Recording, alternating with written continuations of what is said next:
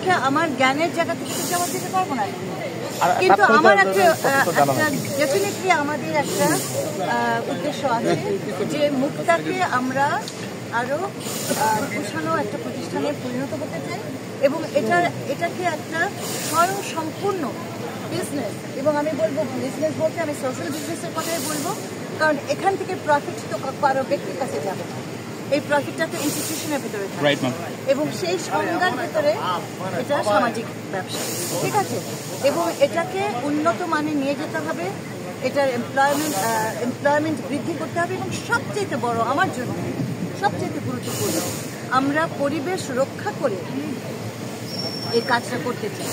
এবং প্লাস্টিকের ব্যবহারটা যেমন আমাদের জীবনে দৈনন্দিন জীবনে আশীর্বাদ হয়েছে, ঠিক তেমনি আমাদের জীবনে একটা কার্স কি বলে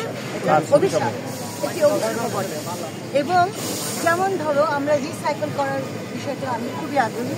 দেখলাম করা হচ্ছে এবং আমি দেখতে চাই এই রিসাইক্লিংটা আরো কিভাবে শক্তিশালী করা যায়, কোন অর্থে যে আমাদের যে প্লাস্টিক ব্যবহার হয়ে আবর্জনা হয়ে পড়ে থাকছে আমরা এমন কোনো একটা সিস্টেম গুছিয়ে তৈরি করতে পারি কিনা যেটাও এমপ্লয়মেন্ট আনবে, যে প্লাস্টিকগুলো সংগ্রহ করা হবে সিস্টেম্যাটিক্যালি সরকারের কি বলে সুপারভিশনে কালেক্ট করা হবে এবং আমাদের ইন্ডাস্ট্রিতে আনা হবে এবং রিসাইক্লিংয়ের প্রসিজারের ভিতরে এটা প্রবেশ করবে।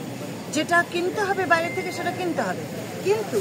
আমরা যদি আমাদের প্লাস্টিকের ব্যবহারটা রিসাইক্লিংয়ের মধ্যে দিয়ে মুক্তার মতো